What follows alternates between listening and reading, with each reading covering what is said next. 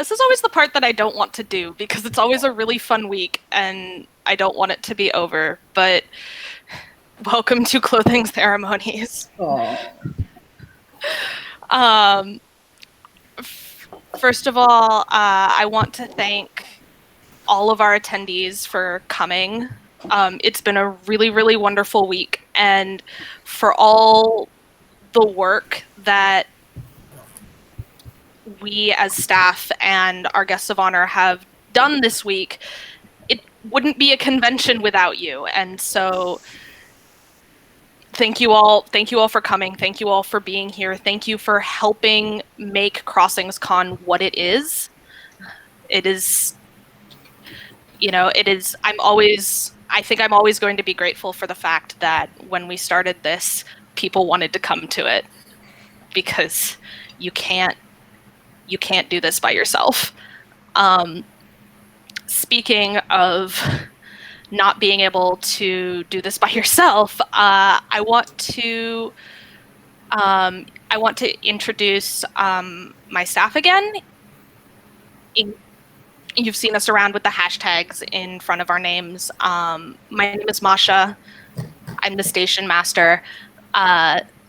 We have Jenny here representing our guests of honor, our guest liaisons team. She also works with Sarah, who has been having some technical difficulties. Emma and Sonia and Claudia, who is not here right now, are our events team, and they are responsible for all of the panels that you enjoyed this week. And so it was awesome. They did really good. They did. Yeah, we also have Kayla and Anuj here, who are our PR team and our webmaster. For a digital convention, I especially want to thank Anuj, because for a digital convention, you tend to need a little more than standard webmastering. For those of you who saw our Unconvention a little bit ago, Anuj and I built this whole space. And it's really cool. And you all, yeah. I'm sorry. It's hard. It's hard to have words for it being over, because I don't want it to be.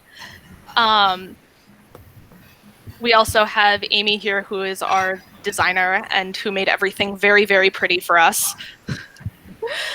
And Eli, who is our venue and registration, who has mostly been focusing on next year, but is still been doing a lot of really great things for this convention. Most of which involve yelling at us about the budget.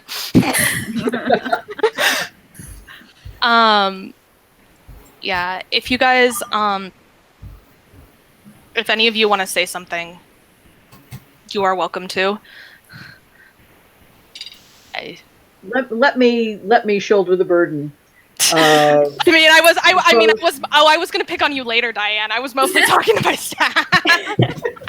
All right. I'll wait. I'm happy to wait. I can drink some more of this wine. It's a very nice French rosé out of the box, and this is like the second to last glass, because in France they've drunk all their wine. I've been trying to order more, but I'll just go ahead and drink. You'll get this. Yeah. I guess for me, I'm so glad that this has worked out. We've been prepping for an online convention for a lot longer than I think a lot of people know, and weren't, as Masha said earlier, weren't able to talk about it immediately. But it's been at least on my radar as an events person for a long time. I remember going to an online con and taking notes in preparation last July, I guess, and really even earlier than that.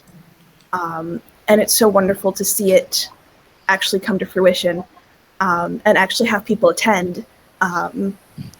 doing something in a different format is always a risk.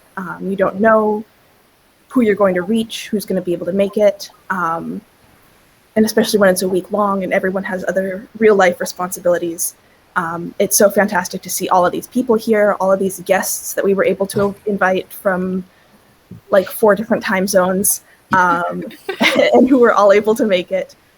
Do we have anyone in the central time zone on staff or guests? I think we're just both I think sides. not. I think we've got all 3 other time zones though in the U.S. as well as in Ireland and in mainland Europe. So that's a huge feat as well. And I'm so glad everyone's enjoyed all of the panels and events we've been able to put on. Yeah. If I could say a word or two. Go for it. So we have talked about the fact that we had to pivot very quickly to a digital convention, and we had done our prep and we had done our research, and I think that we pulled it off really well. But just really want to highlight the fact that we had about 4 months to pull all of this together, and I think that we could not have done that without some really great leadership on the staff. Lasha, you get to introduce the staff, get to talk about yourself. And I think that you deserve some recognition for managing 1.5 years, 1 3/4 years really, where we thought we were going to be in Montreal this weekend. And all of a sudden, now we are everywhere, really. I think you have done a good job. And the rest of the staff who pulled this thing together, it's really awesome. And then, of course, our wonderful guests, which I'm sure we will get to in just a moment, but all of you have been great. I've loved talking with all of you and seeing you come here. And then once again, I'll hand it to the attendees, because you can put on a con, but if nobody comes, it doesn't matter. So I had an awesome time this week. And thank you, everybody. Yeah. Yay. Eli, if you make me cry, it makes this harder, right?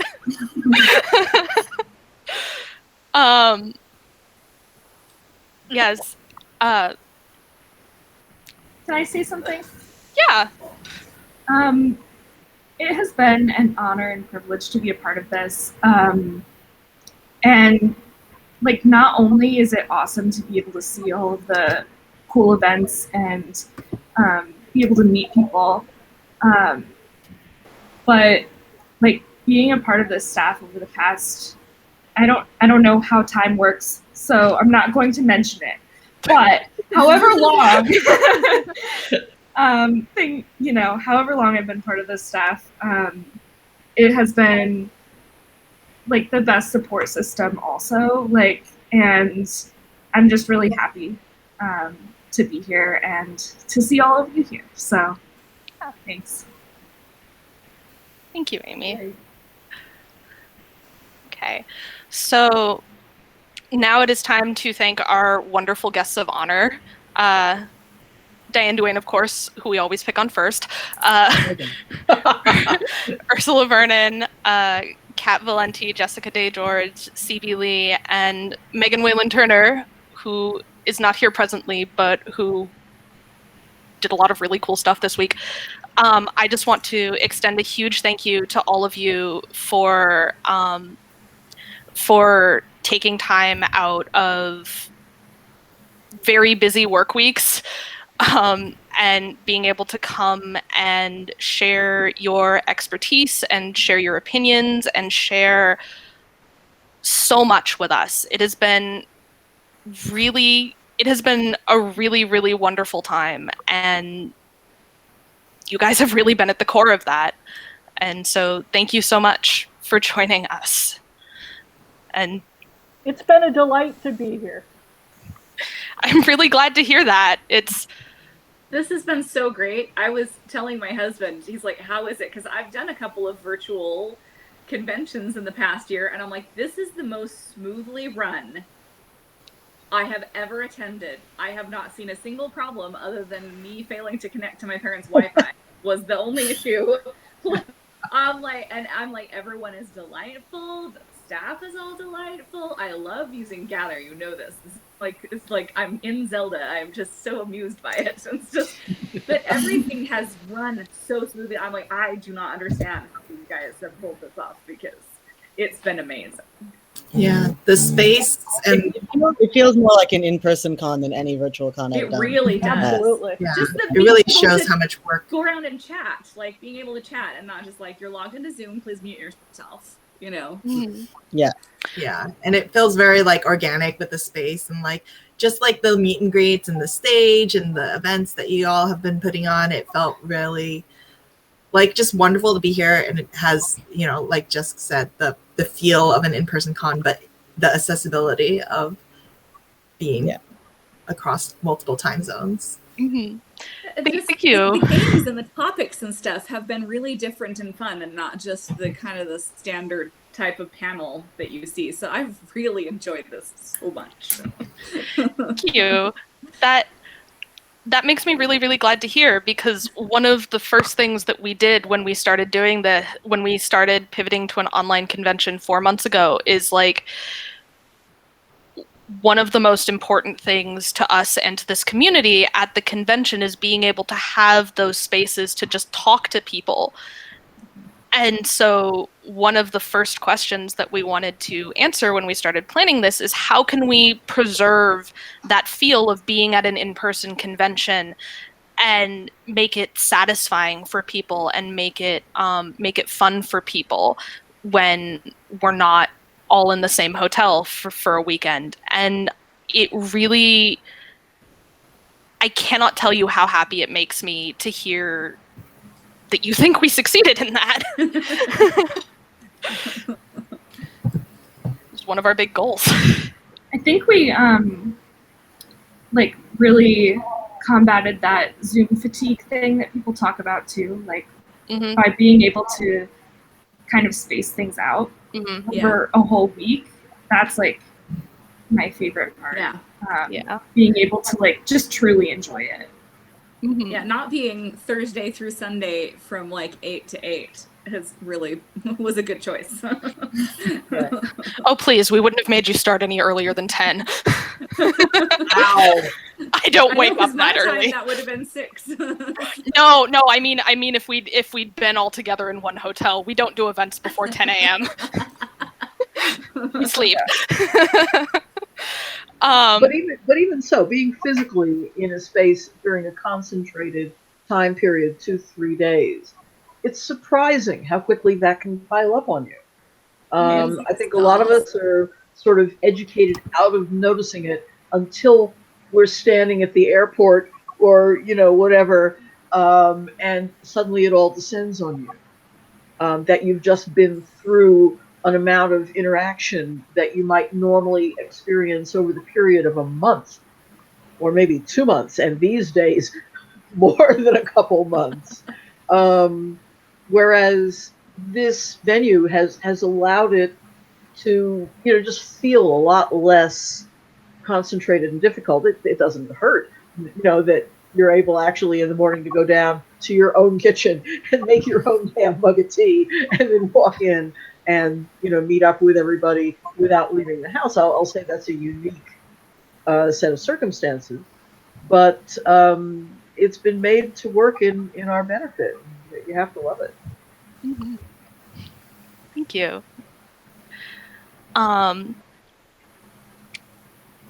So this is the part of the ceremony where I yell about next year, because you know, we did have to make a lot of changes for this year, but we are still planning to meet in Montreal again in 2022, and hopefully we will see some of you, at least some of you, again, attendees and guests alike, and you can buy a badge in the lobby, in like the main hall at the little treasure chest on the info desk, or at register.crossingscon.org. And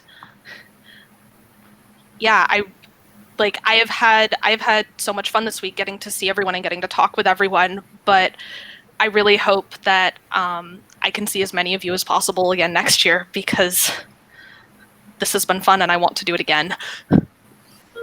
And also, if you're okay, Masha. Yeah, go for it. Well, we have just talked about all of the great things about Gather, and it's given us some ideas about things to do, at least for me as an events person, for things we want to do next year in person. There are also, of course, things that we have done in person that can't be translated online. And for those of you who haven't attended an in-person CrossingsCon before, the events that we're able to do that are interactive is different. And in the past, we've always had off-site programming as well. We've toured Manhattan, and we've gone on a whale watching tour, and gone to the Space for Life, and visited the gardens and things like that in Montreal. And I think that's another thing that's been really special about our convention is the interaction with the space around us, and being able to get out and not just stay in the convention hall the entire time. Also, our hotel in Montreal, as Diane has mentioned before too, is really fantastic. There's a whole food court just below the hotel. So there's infinite dietary options and places to hang out, and all kinds of things to do. So that's just a plug for some things that you can get to do at an in-person con, as well as, of course, more events, more unscheduled, impromptu activities and fun things. Yeah. So we really do hope to see you in person as well. Yeah. And that's about all we can tell you about it, because we haven't started planning it yet. I've got ideas. ideas. I know you do. This is what I don't pay you for.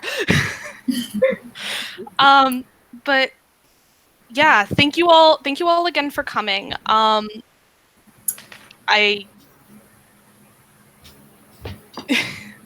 It really has been wonderful. And I really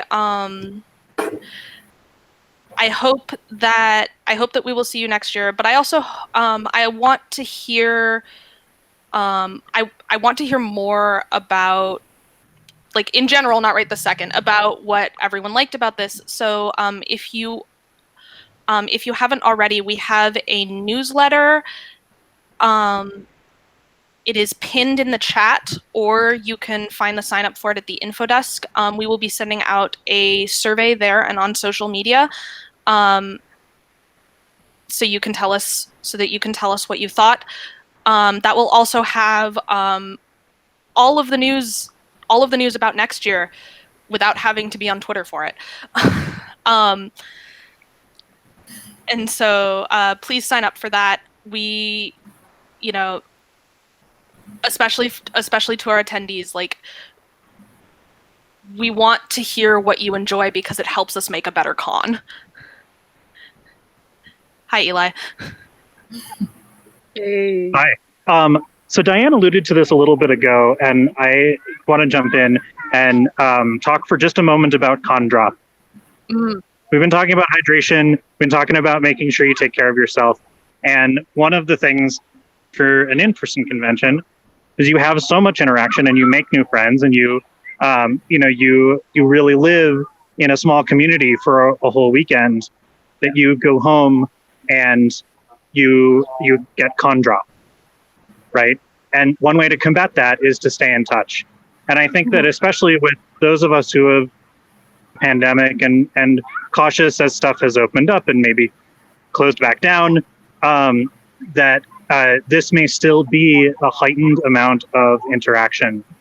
And so if you made a friend this weekend, stay in touch with them, figure out what their email address is, or follow them on Twitter or whatever the kids are doing these days. Okay, Grandpa. Thank you. I will mention that we have a Crossings Slack. If you are a Slack person, you can find the link to that on our website at CrossingsCon.org. But even if that's not your cup of tea, I made a friend this weekend, or even if you just really enjoyed it, like, make sure you keep in touch. Make sure you keep an eye on yourself.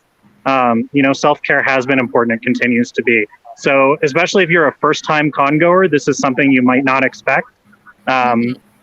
So take care of yourself and reach out, because all a community and we are all there for each other. Thank you, Eli. Very well said. I actually run a Discord server, and anyone is welcome to come on the server from the con. I can generate an invite if people want, but it's a private server and very social and warm. So anyone's welcome to come over there as well. That would be lovely. Thank you, Kat. That might be something we could put in our newsletter as well. Yeah. Yeah. That's a great idea. Thank you so much. Yep, As an extra plug for our newsletter. Sorry? Kat, I think. Yeah, I'm just generating an invite. Hold on a second. Good. No need to wait. Okay. That is about all I have before I talk myself in circles again. The gather space is also going to be open for a little bit after the convention, at least for the rest of the day, and possibly for a little bit after. And so we would like to encourage you to take your time, hang out in the beach, in the library with any new friends you have made. Your last chance for merch, book plates signed by our guests of honor. Staff will also be around if you want to talk to us. Yeah.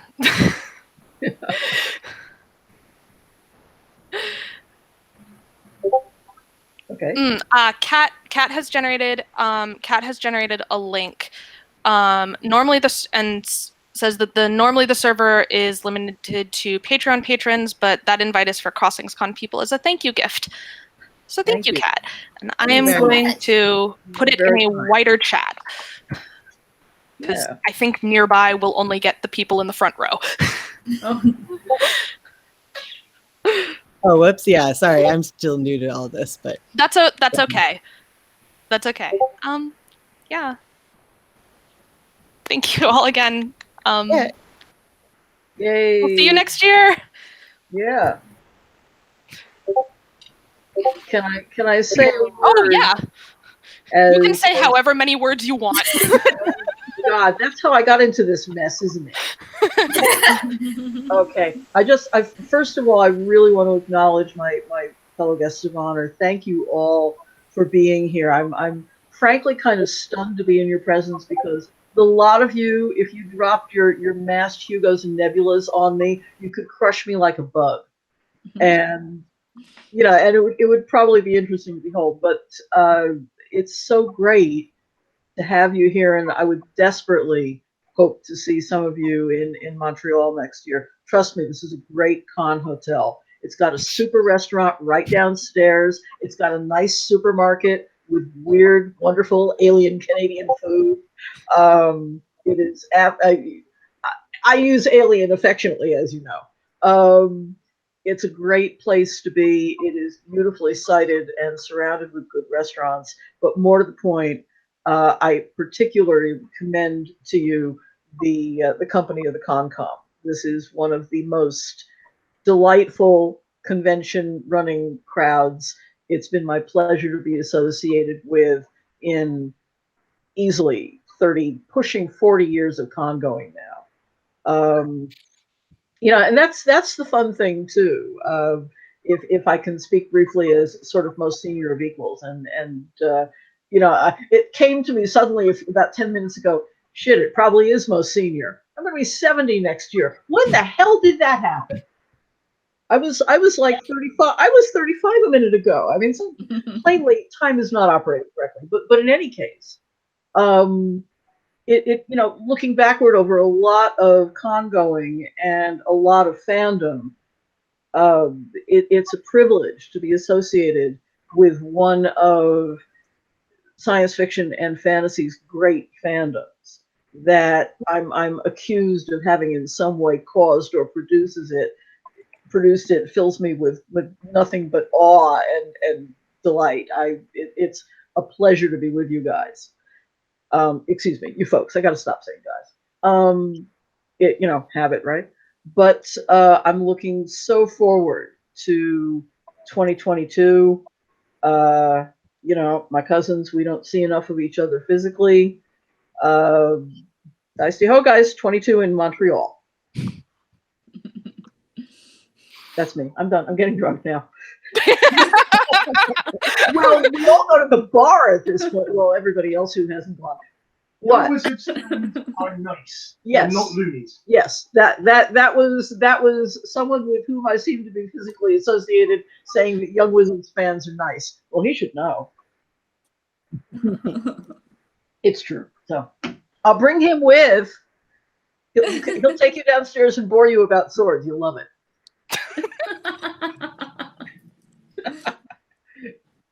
So, who else?